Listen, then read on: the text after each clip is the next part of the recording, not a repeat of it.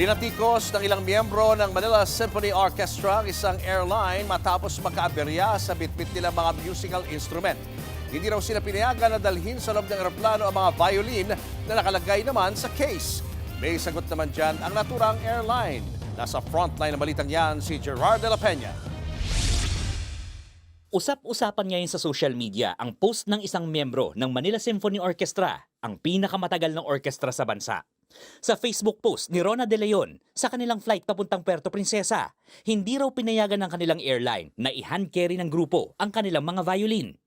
Ang naging solusyon, pinayagan silang bitbitin sa loob ng eroplano ang mga instrumento, pero ang hard case, kinailangan i-check-in.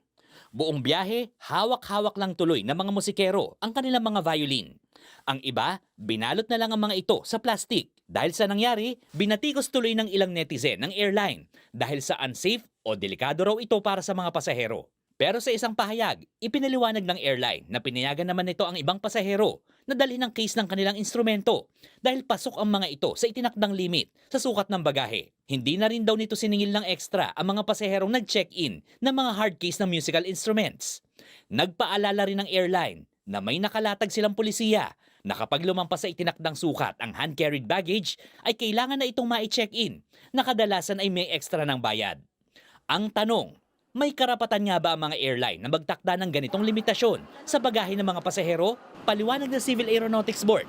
Alinsunod na rin sa guidelines ng International Air Transport Association, walang iisang panuntunan para sa mga airline kung gaano dapat kalaki at gaano karaming bagahe ang pwedeng bitbitin ng isang pasahero, pati na kung magkano ang karampatang singil dito. Pero isa raw sa mga konsiderasyon, ang sukat ng overhead storage compartments. Sabi ng CAB, kaya rin may kanya-kanyang panuntunan ng mga airline para sa mga bagahe, tulad ng musical instruments o sports equipment. Airlines have different policies implemented, and that would depend on how they operate. Because sometimes some airlines are concerned with the smooth facilitation for embarkation and disembarkation. So with that, sometimes they have to limit the number of baggage para mas mabilis po yung pagsakay and then sa pagbaba. Iniimbestigahan na raw ng CAB ang insidente. Kung mapatunayang may pagkukulang ang airline, pwede itong pagmultahin ng hanggang 2 milyong piso, masuspinde o matanggalan ng prangkisa, alinsunod sa Air Passengers Bill of Rights. Ayon sa Civil Aeronautics Board na siyang nangangalaga ng karapatan ng mga pasahero, bibihira yung mga reklamo nakakarating sa kanila patungkol doon sa pagdadala ng mga pasahero ng musical instruments. At karaniwang reklamo raw sa kanila ay may kinalaman doon sa delayed o nawawalang mga bagahe o yung pagpapatupad ng mga airline ng one luggage policy. Payo ng CAB sa mga pasahero, basahing mabuti ang mga pulisiya ng airline bago bumiyahe. Nagbabalita mula sa Frontline, Gerard de la Peña, News 5.